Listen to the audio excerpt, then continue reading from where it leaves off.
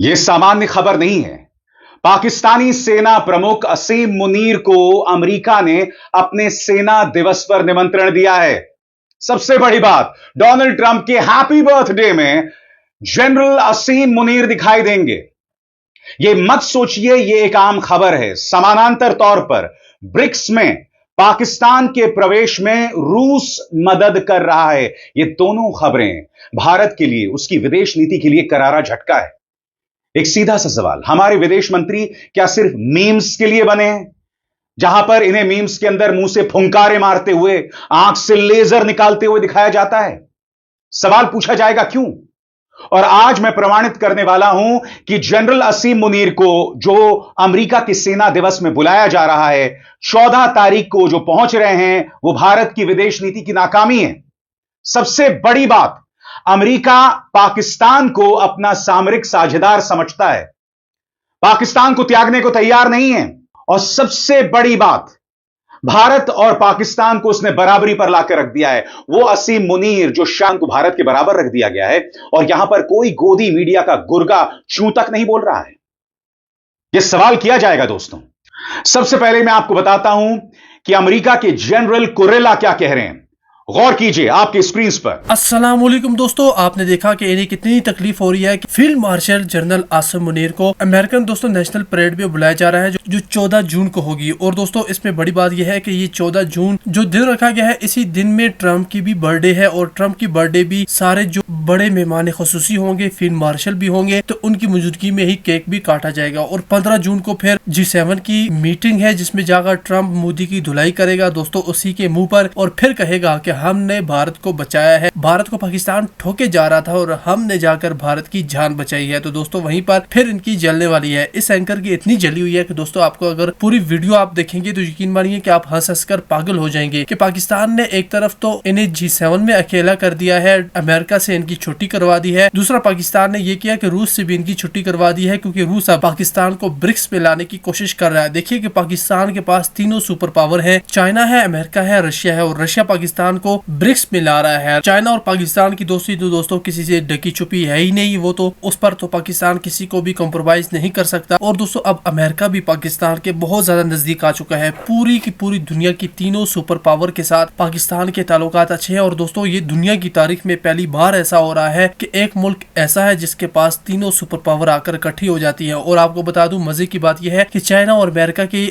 अब जो मीटिंग होगी वो पाकिस्तान करवाएगा। इन दोनों के दरमियान दोस्तों सुलह पाकिस्तान करवाएगा। इन दोनों के दरमियान जो तलखियां है वो पाकिस्तान खत्म करवाएगा। और हो सकते हैं रूस और अमेरिका के दरमियान भी तलखियां पाकिस्तान खत्म करवाकर इनके ताल्लुकात भी बेहतर करवा दे, क्योंकि पाकिस्तान ने पहले भी चीन और अमेरिका के दरमियान ऐसा किया हुआ है। इसलिए रूस भी पाकिस्तान के बहुत ज्यादा करीब है, क्योंकि पाकिस्तान की दुनिया में सुनी जा रही है। आगे भी इस एंकर की बातें सुने, आपको मजा आएगा। दोस्तों वीडियो को लाइक करने के साथ साथ चैनल को सब्सक्राइब कीजिएगा, घंटी पर भी क्लिक कीजिएगा।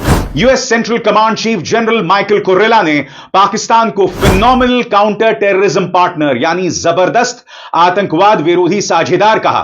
उन्होंने कहा कि अमेरिका के लिए पाकिस्तान के साथ मजबूत रिश्ता जरूरी है, क्योंकि पाकिस्तान ISIS, खुरासन जैसे आतंकी संगठनों के खिलाफ एक्टिवली लड़ रहा है और अमेरिका की दी गई सीमित इंटेलिजेंस से भी अच्छा काम कर रहा है। कुरेला ने पाकिस्तानी सेना प्रमुख असीम मुनीर की भी तारीफ की और कहा कि पाकिस्तान ने ISIS के कई टॉप आतंकवादियों को पकड़ा है। साथ ही उन्होंने यह भी कहा कि अमेरिका को भारत और पाकिस्तान दोनों के साथ रिश्ते बनाए रखने चाहिए। यह कोई या वो वाली स्थिति नहीं हो सकती।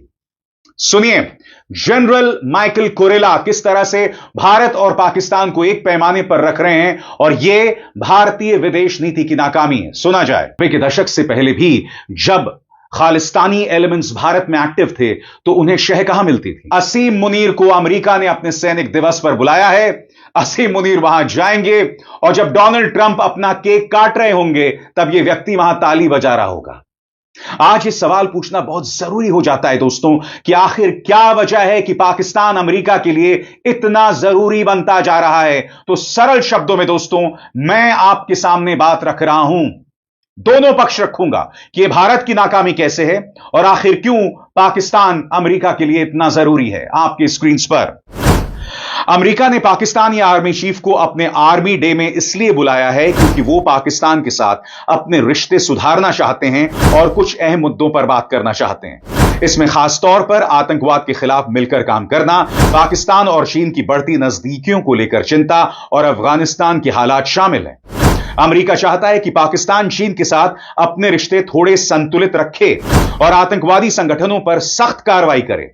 यह दौरा सिर्फ रस्मी नहीं है बल्कि इसमें रणनीतिक बातचीत भी होगी। आप देख रहे हैं क्या हो रहा है दोस्तों। चीन पाकिस्तान के साथ है। ऑपरेशन सिंदूर के दौरान आप जानते हैं चाइनीज टेक्नोलॉजी ने पाकिस्तान की मदद की थी। रूस वो पाकिस्तान के खिलाफ खुलकर नहीं बोल रहा है। इनफैक्ट मैं आपको बतलाने वाला हूं कि ब्रिक्स में प्रवेश को लेकर रूस पाकिस्तान की मदद कर रहा है और इसमें भी भारत की गलती है। कैसे, मैं आपको बतलाऊंगा।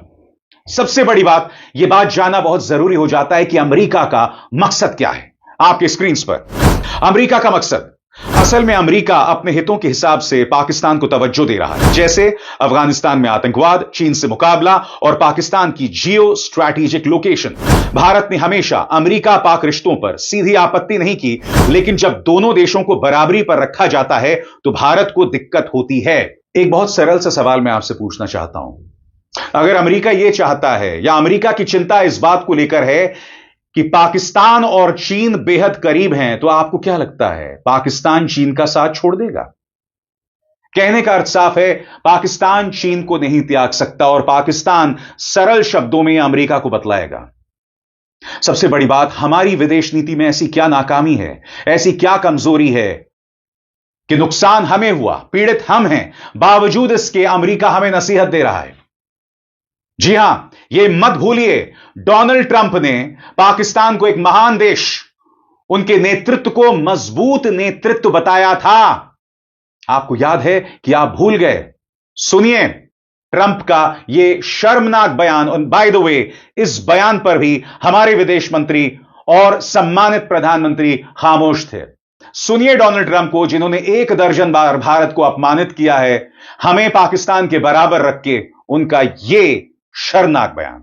Trade deal, and Pakistan likewise. They have very strong leadership. Some people won't like when I say that, but it is what it is. And they stopped that war. Now, am I going to get credit? I'm not going to get credit for anything. They don't give me credit for anything, but nobody else could have done it. I stopped it. बावजूद इसके यह America Pakistan को तवज्जो देता है, मगर Russia, रूस आखिर क्यों ब्रिक्स में पाकिस्तान के प्रवेश पर लगातार कोशिशें कर रहा है? अब मैं आपके सामने एक खबर पेश करता हूं दोस्तों। मैं इसकी पुष्टि नहीं कर सकता, मगर इस बात को लेकर इशारे जरूर मिल रहे हैं। खबर आपके स्क्रीन पर, Russia has reportedly proposed Pakistan for permanent membership in BRICS. सरल शब्दों में कहा जाए, रूस ने सिफारिश की है ताकि पाकिस्तान को ब्रिक्स के अंदर स्थायी सदस्यता मिले। अब आप कहेंगे दोस्तों, इसमें भारत की क्या गलती है? बिल्कुल भारत की गलती है, क्योंकि भारत ने जब से ट्रंप का दबाव बढ़ा है, ब्रिक्स को लगातार अनदेखा किया है।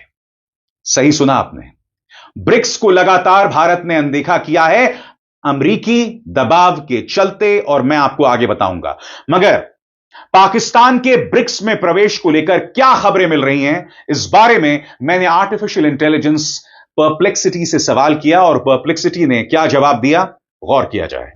सोशल मीडिया पर खबरें आ रही हैं कि रूस ने ब्रिक्स में पाकिस्तान को स्थायी सदस्य बनाने का प्रस्ताव दिया है, लेकिन अभी तक इस बात की कोई आधिकारिक पुष्टि नहीं हुई है। जो पक्का है वो ये कि पाकिस्तान ने ब्रिक्स में शामिल होने के लिए आवेदन किया है और रूस से इस मामले में समर्थन मांगा है। रूस के कुछ अधिकारी, जैसे उनके डेप्यूटी प्राइम मिनिस्टर, पहले भी पाकिस्तान के आवेदन का समर्थन कर चुके हैं, लेकिन फिलहाल ब्रिक्स या रूस की तरफ से यह साफ नहीं हुआ है कि पाकिस्तान को स्थायी सदस्य बनाने का कोई आधिकारिक प्रस्ताव दिया गया है या नहीं। यहां 2 चीजें हैं। सबसे बड़ी बात, रशिया के डेप्यूटी प्राइम मिनिस्टर पाकिस्तान के प्रवेश का समर्थन कर रहे हैं।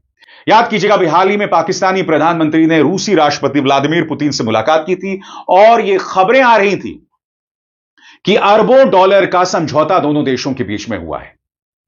और यह समझौता कथित तौर पर कब हुआ है? ऑपरेशन सिंदूर के बाद। और अब यह खबर आ रही है कि ब्रिक्स में पाकिस्तान आना चाहता है। और समर्थन कौन कर रहा है? पाकिस्तान का समर्थन कर रहे हैं रशिया के डेप्यूटी प्राइम मिनिस्टर। अब आप बताइए दोस्तों, यहां गलती किसकी दिखाई देती है? अब रूस भी हमारी बात नहीं मान रहा है। मैं जानता हूं कि ब्रिक्स में प्रवेश को लेकर भारत की राय बहुत जरूरी है और भारत की हामी के बगैर पाकिस्तान का प्रवेश नहीं हो सकता, मगर हमें इंतजार करना पड़ेगा कि कहीं यहां कोई समझौता तो नहीं हो जाएगा।